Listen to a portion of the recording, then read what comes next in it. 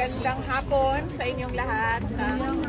Afternoon po. Marami sa inyo galing pang Norway. London.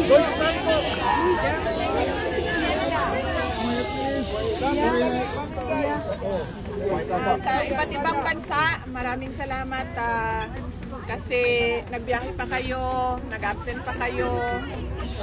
At madami kayong pinagliban na mga kailangan ninyong gawin para pumunta dito. So maraming salamat sa oras ninyo at sa pagpapakita ninyo ng suporta kay Pangulong Rodrigo Duterte.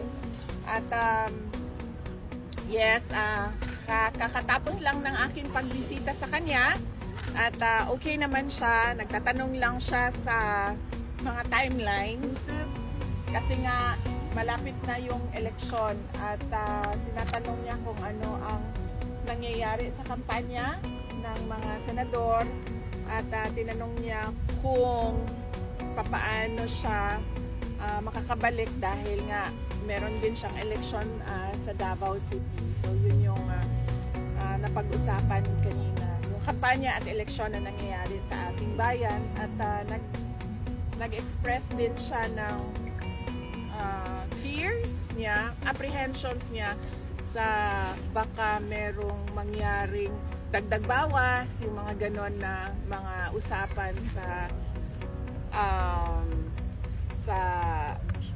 eleksyon, sa halalan. At okay naman siya, may rice na, may kanin na, lagi. May kanin na daw. At yung mga taga Netherlands kahapon nagsabi sila iba daw ang pagkaluto ng ng kanin dito. Tinanong ko siya kung tama ba yung pagkaluto ng kanin. Tama naman daw.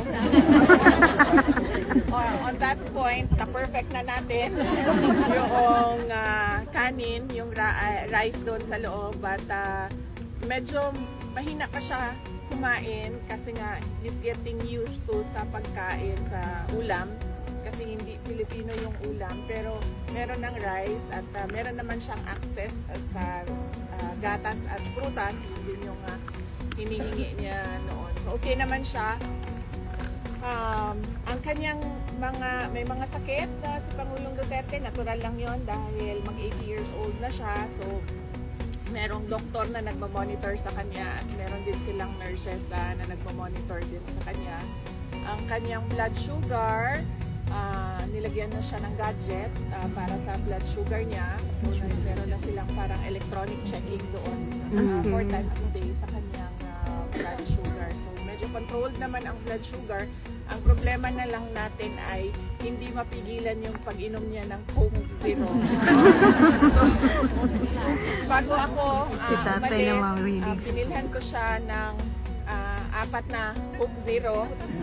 Nag-iwan ako doon ng 4 na Coke Zero. Bumili ako para sa kanya. At sinabi ko na once a day yan. Kasi ang grocery mo will come sa Wednesday. Ang grocery list mo will come sa Wednesday. So, once a day yung 4 na Coke Zero na iniwan ko sa'yo. Maintenance. At sabi niya, bakit? Sabi niya, bakit once a day lang ang Coke Zero ko? So, sabi niya, 3 beses daw kumakain araw-araw, breakfast.